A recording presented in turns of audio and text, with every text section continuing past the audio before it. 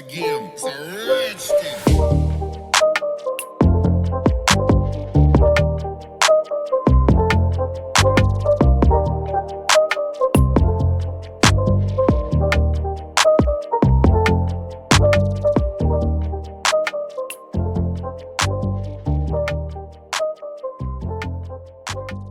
Assalamualaikum warahmatullahi wabarakatuh. Salam sejahtera bagi kita semua.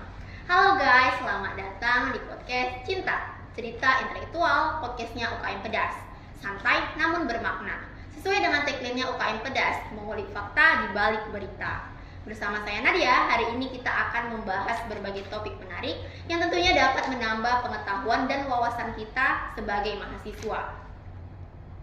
Pada tanggal 27 November 2024 menjadi hari yang bersejarah nih bagi kita semua. Karena pada hari tersebut terjadi pemilihan kepala daerah serentak di seluruh Indonesia, khususnya di Kota Medan. Sebagai mahasiswa, kita sering dibilang sebagai agen perubahan. Tapi sebenarnya sepenting apa sih peran kita dalam menyukseskan pilkada? Dan bagaimana cara kita agar tetap berperan aktif namun gak ribet? Sebagai mahasiswa, kita pastinya harus berpartisipasi dalam menyukseskan Pilkada Kolosal 2024 kali ini. Nah, untuk menjawab itu semua, saat ini telah hadir bersama kita Bapak Jefrijal SHMH selaku Ketua Divisi Hukum dan Pengawasan KPU Medan. Selamat datang Pak, apa kabar? Baik, alhamdulillah. Wah, pastinya sibuk sekali ya Pak menjelang Pilkada 2024 kali ini. Tapi senang sekali Bapak bisa hadir di sini untuk berbincang dan mengobrol-ngobrol bersama kita. Gimana tadi Pak perjalanan ke sini, apakah lancar? Lumayan padat ya karena sudah jam 4 sore orang pulang kerja, tapi alhamdulillah masih on time sesuai dengan undangan disampaikan oleh podcast. Kita hadir di sini jam 4 itu sudah hadir.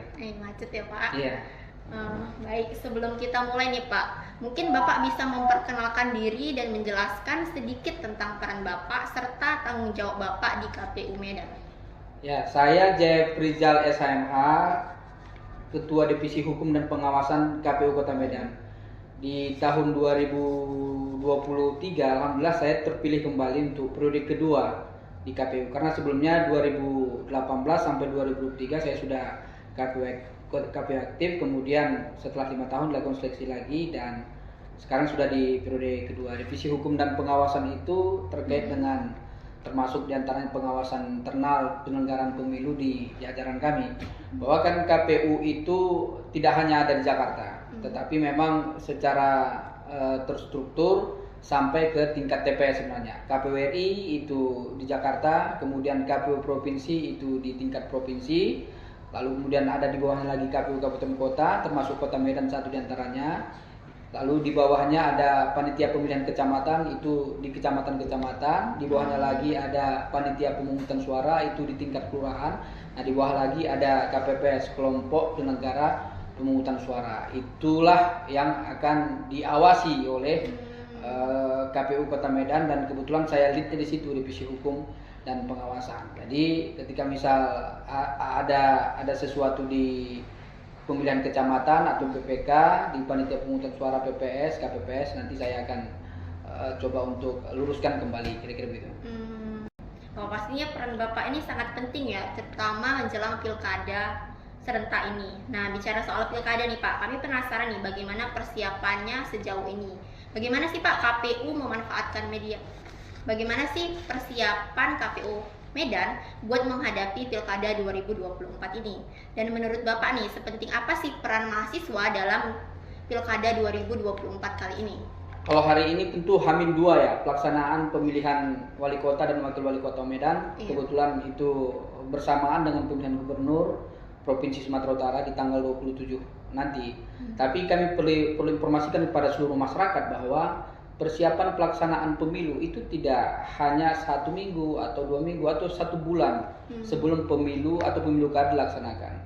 Bahkan jauh hari sebelum itu. Berdasarkan peraturan KPU nomor 2 tahun 2024 tentang tahapan dan jadwal pemilihan kepala daerah, gubernur, wakil gubernur, bupati, wakil bupati, wali kota dan atau wakil wali kota, itu kita melakukan persiapannya sejak Januari yang lalu. Misalnya dari penyusunan program dan anggaran, pembuatan keputusan.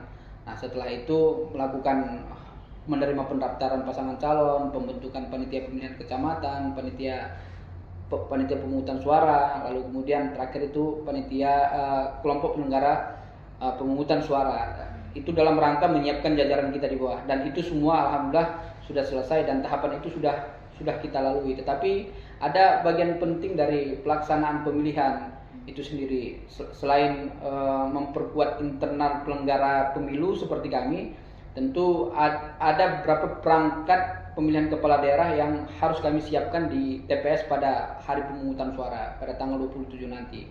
Misalnya alat kelengkapan TPS-nya apa saja, misalnya tempat pemungutan suaranya, ada tendanya begitu kan, ada kotak suara, ada bilik suara, ada surat suara yang harus disediakan. Nah, ada undangan atau cek pemberitahuan pemilih yang secara umum itu dipahami masyarakat kita sebagai undangan untuk hadir ke TPS. Sebenarnya kami ingin sampaikan bahwa itu pemberitahuan.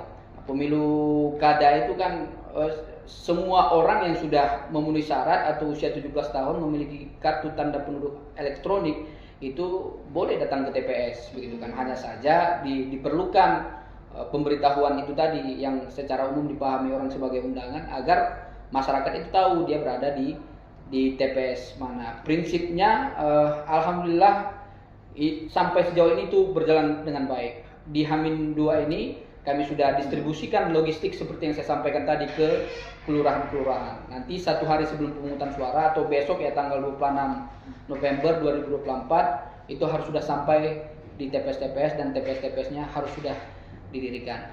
Nah, terkait dengan apa kira-kira peran ya yang bisa sepenting apa sih peran mahasiswa ini menurut Bapak dalam pilkada? Iya, sepenting apa peran mahasiswa? Jadi kan begini bahwa pemilu dan pemilihan kepala daerah baik gubernur maupun bupati itu kan pengejawantahan dari amanat Undang-Undang Dasar 1945 itu di pasal 18-nya Undang-Undang Dasar itu bahwa pemilihan gubernur, wakil gubernur, bupati, wakil bupati, wali kota dan wakil wali kota dilaksanakan secara demokratis. Nah, demokratis itu kan kalau kita kelompok-kelompok akademik ini kan biasa memahaminya bahwa pemerintahan rakyat. Nah, kalau misalnya sesuatu yang berkenaan dengan rakyat, maka semua elemen yang ada itu mesti dianggap penting, apalagi mahasiswa, gitu. Kenapa? Karena memang bahwa pemilu kada itu tidak bisa dilaksanakan atau disukseskan sendiri oleh kami selaku penyelenggara pemilu, gitu. Nah, kalau misalnya kami bersyukur ya dan kita mendorong juga mahasiswa untuk berpartisipasi dan berperan aktif untuk mensukseskan pelaksanaan pemilu kada ini. Nah, apa saja perannya? Banyak, misalnya mengedukasi masyarakat, paling tidak keluarganya, bahwa pemilihan kepala daerah, wali kota, wakil wali kota, gubernur dan wakil gubernur itu adalah bagian penting yang harus diikuti oleh seluruh masyarakat yang ada yang hidup dan tumbuh di negara-negara demokrasi. Nah, apalagi kan pemilu kada itu kan tidak dilaksanakan sepekan sekali atau sebulan sekali atau setahun sekali. Pemilu kada dan pemilu itu kan dilaksanakan 5 tahun sekali. Nah, oleh karena itu saya kira karena ini pesta bersama, karena ini hajatan bersama seluruh rakyat bangsa Indonesia, maka kita semua harus berperan aktif dan berpartisipasi. Terkait mahasiswa tadi misalnya bisa mengingat-ingatkan KPU selaku penyelenggara pemilu. Nah, kalau ada tahapan yang kami laksanakan itu kurang sesuai dengan administrasi yang berlaku di Komisi Pemilihan Umum, mahasiswa bisa memberikan masukan kepada kita, bisa mengingatkan kita. Tapi yang paling penting adalah tidak hanya di sisi penyelenggaraan, kami berharap mahasiswa turut serta mengedukasi, mencerdaskan pemilih, paling tidak di lingkungan keluarganya. Gitu. Berarti mahasiswa itu punya peluang besar ya Pak untuk berkontribusi dalam pilkada 2024 ini. Ya, sangat besar sekali.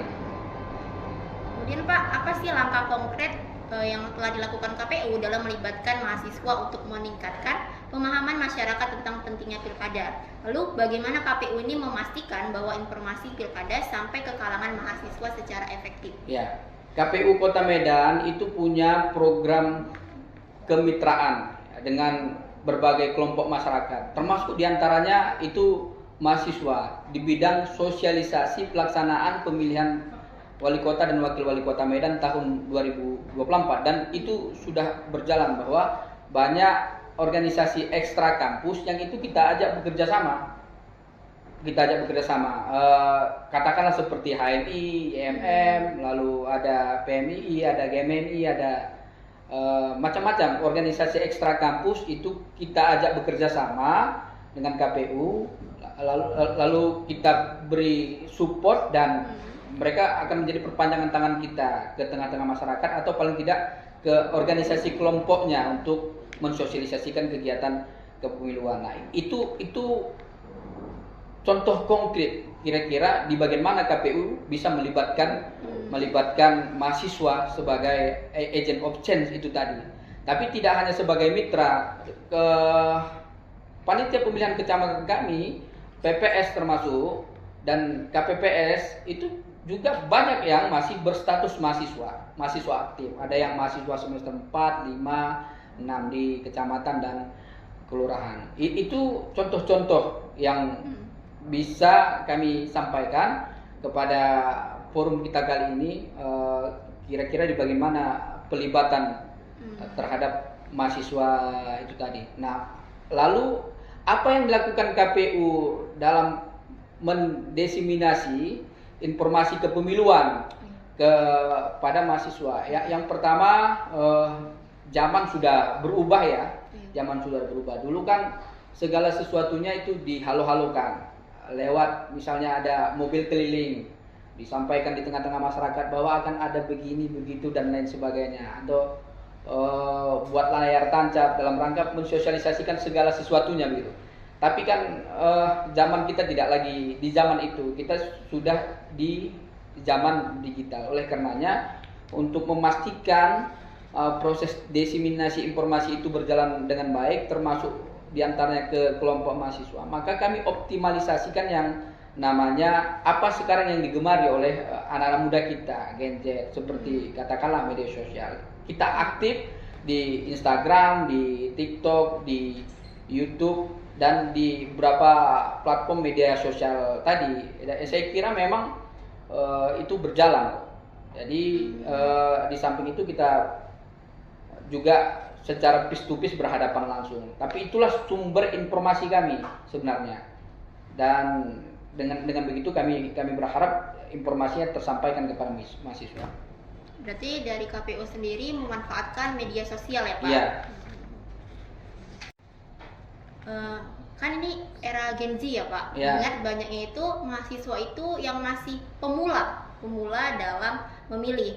Gimana sih Pak cara KPU memastikan bahwa mereka itu mendapatkan akses informasi terkait hak pilihnya dan teknis pemilunya Pak?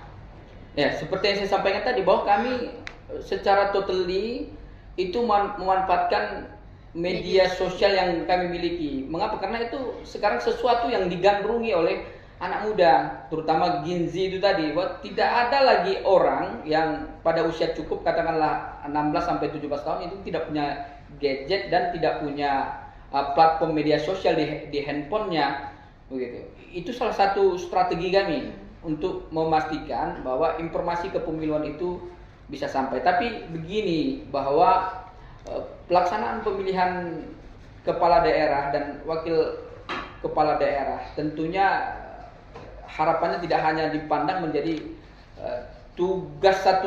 menjadi satu-satunya tugas penyelenggara pemilu gitu. Tapi juga kita butuh kesadaran semua orang gitu. Mengapa? Karena seperti yang sampaikan tadi bahwa pelaksanaan pemilihan secara demokratis ini tadi adalah bagian dari pengejawantahan kedaulatan rakyat gitu. Nah, agar kedaulatan itu bisa berjalan sebagaimana mestinya, maka dibutuhkan kesadaran semua orang untuk dekat terhadap informasi kepemiluan itu. Apalagi sekarang kan tidak seperti dulu bahwa semuanya sulit untuk memperoleh segala sesuatunya.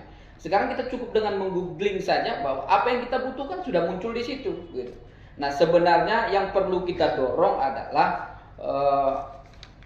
bagaimana setiap orang, termasuk mahasiswa itu bisa peduli dan bisa secara sadar untuk meraih dan memperoleh informasi, termasuk diantaranya informasi pemilihan kepala daerah. Tapi begitupun kami tetap dengan upaya yang kami miliki agar dia tidak bottom up, atau kita katakanlah biar dia top down dari KPU-nya ke kelompok mahasiswanya, maka berbagai macam bentuk kegiatan itu kita laksanakan juga.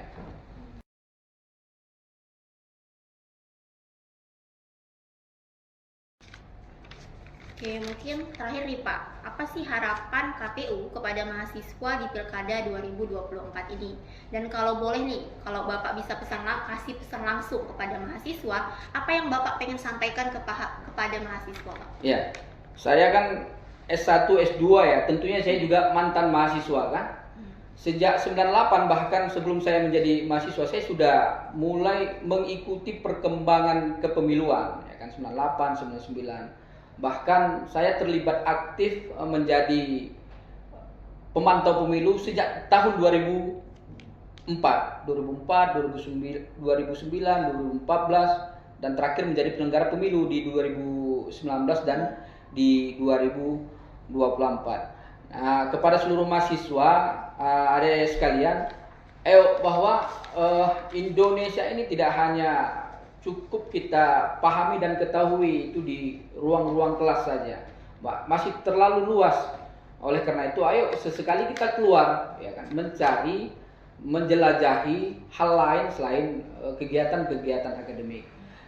Saya tahu bahwa kegiatan-kegiatan akademik, pembelajaran di kelas itu menjadi penting, tapi itu tidaklah cukup ketika kita jadikan modal saat kita menjadi sarjana nanti. Nah, yang paling penting adalah bagaimana kita bisa peduli dengan apa yang sedang terjadi di sekitar kita. Nah, kalau hari ini kebetulan yang sedang terjadi itu adalah proses pelaksanaan pemilihan kepala daerah dan wakil kepala daerah, ayo kita peduli sepedulinya dengan kegiatan-kegiatan itu, dengan mengakses informasi, melibatkan diri secara aktif dengan penyelenggara pemilu, berkoordinasi dengan banyak pihak. Nah, mudah-mudahan dengan begitu, saya kira tidak hanya pengetahuan akademik kita saja nanti yang akan meningkat, tetapi pengetahuan di luar itu juga bisa kita peroleh. Terima kasih ya Pak untuk pesannya. Semoga pesan dari Bapak ini bisa menjadi motivasi bagi kami semua agar lebih peduli dan melek terhadap pilkada. Oke, jadi hari ini kita udah belajar banyak, mulai dari persiapan pilkada, peran mahasiswa, hingga strategi KPU untuk melibatkan generasi muda dalam pilkada. Nah, terima kasih banyak kepada Bapak Jeffrey Jal yang sudah hadir dan menyampaikan diri serta berbagi pengalaman dan pengetahuannya kepada kita semua. Yuk kita sukseskan Pilkada 2024 ini dengan menjadi pemilih yang cerdas dan aktif berkontribusi. Sampai jumpa di episode selanjutnya, podcast Cinta Cerita Intelektual, podcastnya UKM Sepedas.